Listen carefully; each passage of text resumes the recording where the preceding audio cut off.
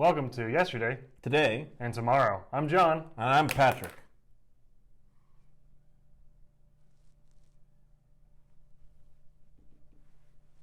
So for yesterday's segment, Patrick and I picked out a DC trade that we recommend to other people. So I'll let Pat go first. What'd you pick out? All right, I chose one of my all-time favorites, Superman, the greatest superhero of all time. And I know that you're a big Superman fan too.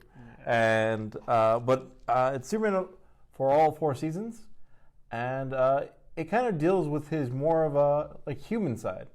You get to see the country western Superman that you kind of don't ever hear about, and it also has to kind of deal with his first failure. I think it's a very interesting and very well written story of his.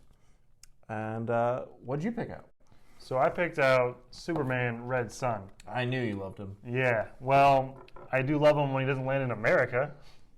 So Mark Millar wrote this, and Mark Millar is my all-time favorite writer for comic books. And it's a Elseworld, that's what they call it, Yeah. Elseworld? Don't sound like an idiot here. An Elseworld story about what if Superman landed in Soviet Russia instead of America.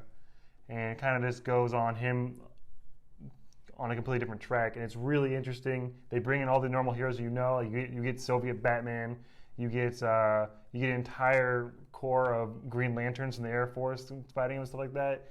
And it's just a really cool story to see Superman just in a different kind of situation.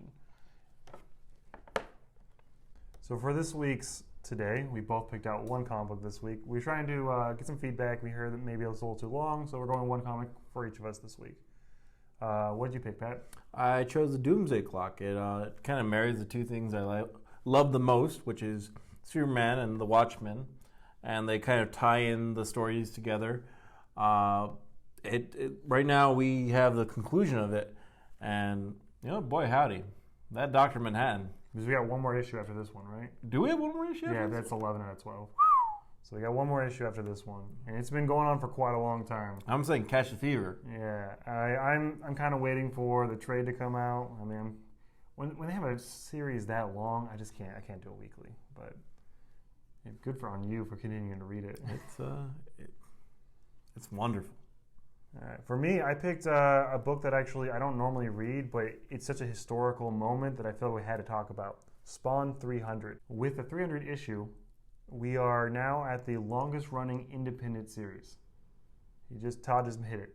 And Todd's back to write, and he's also had Scott Snyder writing along with him too. Oh, really? Yeah, and Todd's also doing illustrations. They even have Greg Capullo. Capullo and Snyder are back together. Capullo only did some penciling. He didn't actually do the full art, but I haven't actually read it yet.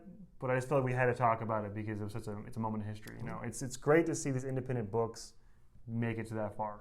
And I mean, it's hard to say Spawn's independent anymore, considering that Todd's been doing this for a long time, and Spawn's a family name, kind of a family name, and there's already a movie made for it and all that stuff. But it's really exciting to see it. For this week's Tomorrow, we have Pat bringing us the news. We got some exciting news. What do we got? Solid news. I banged them really hard, and that's how excited I was. Okay. A new Batman game. So, from the Arkham series? Yes. Even though they said they weren't going to do that anymore? They're liars, but you know what? Their lies make my joy more. I'll keep playing them. Yeah. So. I'm just printing out money now. But the new game is a new Batman game. Right now, the rumors are the Court of Owls is going to be the storyline that they follow. Nice. Yeah. That's going to be really good. I would like to see a Batman game where you start off with all the gadgets, and then you slowly get beaten down to having less and less things, making you a better player instead of relying on the tremendous amount of upgrades. Downgrading your character. I really like that idea, but it doesn't work in the Arkham series because Arkham series is a puzzle game, and you can't solve puzzles better with less gear. Well, they got to change it up. I mean, sure. But I do like that concept. It's a really cool concept for a game, for sure. But so Court of Owls, did they announce anything else? So right now, everything's the word is mum. And for our movie news today, we have a weird one. We have Jojo the Rabbit, which is about a young Nazi boy who has an imaginary friend that is Hitler. Okay, I'm going to need you to expand on that. It's hard to, but I'll try. It's coming out. It's a kind of an independent movie. It's I believe selected theaters only. Okay. But it's a young boy who kind of gets picked on, and he kind of does what most young boys go, and he's sent to a summer camp, and that summer camp is also a Nazi youth camp. So is this a period piece? It's a comedy. But is it a period piece? Oh yeah, absolutely. Okay. Okay, at least there's that. Yeah. I don't know if you sold me on that one. Oh, it's quite something. I mean, I hope it's a comedy, or else it's a very messed up movie. Yeah. And you got anything else for the news? Guy, plumb out. Plumb out of news, Sean. All right. You threw me on the spot, and I fumbled this one. That's fine. It's fine. You know, not every week has to be Spider-Man leaving the MCU. I'm disappointing myself, and I would like to apologize right now to my family. You think your family watches? Not anymore. But thank you for giving me the opportunity anyway. So for our last section that we normally do, the fan theories, I have some news. We've decided that we like doing fan theories so much that we're actually going to start doing fan theories in a different video. So we're having another video type coming out where we just do fan theories for the whole thing. That way we can cut down the time on this video and also still be able to go in depth about what we like to talk about. But before we do that, we do have one this week. We had someone write in and ask about Squirrel Girl, about the previous casting. Who they have casted as Squirrel Girl before? I wrote it down. Don't worry. I was just completely on the spot. I don't know, John. I don't know. Melina Van Troop. Van Troop. Van Trub? Van Trub. All right. It's a name. So we know that this kind of got hushed up. Do we know whether she's still being casted for it or not? I think they just X'd out every single thing because they're doing the New Warriors, right? Yeah. Yeah, so New Warriors no longer exist. Okay, so they've officially nixed that? Yeah. Okay. So who's your cast for Squirrel Girl then? All right. This one's kind of a tongue twister. It's Dylan Jalula. Okay. She's also plays Zan Pippi from the Unbreakable Kimmy Schmidt. The daughter of Jacqueline? Yeah. Okay.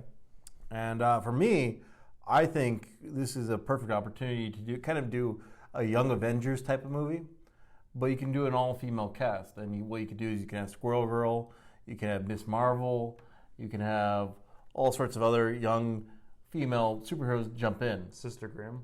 Yeah. Okay. And for me, I want to throw a kind of an oddball villain, because villain can't be, like, I think it's a fun movie. Okay. It's something on the lines of Guardians of the Is this a Galaxy. movie, not a show? This is our pitch, right? I was wondering. I'm making sure. For me, it's a movie. Okay. Multi-billion-dollar movie. But yeah, so I like the idea of it kind of being a little bit more comedy heavy, kind of like a Buffy the Vampire series. Okay. And for me, villain, Mole Man. Okay. Mole Man, Danny DeVito. Okay. All right. Well, first of all, I think The Incredibles 2 did that first, but it's fine. Danny DeVito as a Mole Man for this thing. It's a pitch. Yeah. It's a pitch. Yeah, it's a pitch. All right, so my pitch. It's less bold than yours, so I really shouldn't talk down about your stuff. But I'm going for a TV series. I'm glad you can admit that. I'm going for a TV series because I think it's with these characters. These are like it's not gonna be just Squirrel Girl. I'm thinking like Great Lake Avengers or something like that. You know, have a bunch of like B-list characters, and I think it's important to be able to flesh out their personalities along with it, which a TV series will give the opportunity to. I don't think we'll have enough time to do these characters without us making them a complete joke on the big screen. And as for casting, I think it's important that we pick nobodies. Give someone a chance to shine. We don't need a big personality to come with these characters. These are, characters not many people are familiar with anyways. And then also it gives them a really nice chance to have someone new and fresh come in and do it. So that's my pitch for the Squirrel Girl. New Warriors, Great Lake Avengers, Young Avengers, like you said. Those are all really good opportunities to bring it in for this kind of character. I don't know who else you have in there, really, and I have no idea for a villain. So I think honestly, a best pick for like a season 1 would be no villain at all. Just have them kind of like blunder through and then get in trouble a little bit and have to redeem themselves. I think that'd probably be the best.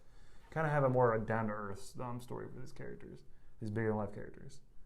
But, Now, what's your age range for your Squirrel Girl? I'm gonna say early 20s. Early 20s? I think we should have them old enough to drink, so we can bring in that young adult, with this power, but also still a young adult who's trying to figure out their life, and maybe have some issues with alcohol and stuff like that. Have some real life problems. I like a range. I like the idea of you have an 18-year-old, a 21-year-old, maybe someone really young, like a 16-year-old. Yeah, that makes sense. And because they're costumed Avengers, they don't know. They all assume that they're kind of the same age, and I think that's a lot of comedy right there. A 14-year-old that treats everyone like a 14-year-old, and a 20-year-old that treats everyone like a 20-year-old.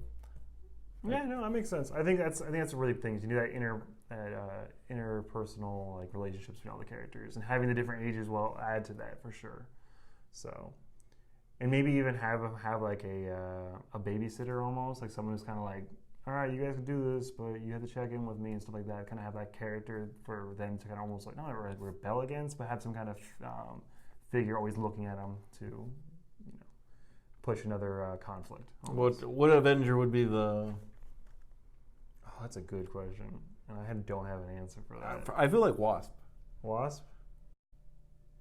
I don't know. MCU Wasp? I don't know. I feel like MCU Wasp, and because I really like Paul Rudd, and I like the idea of Paul Rudd just kind of tagging along with them, but not necessarily being helpful.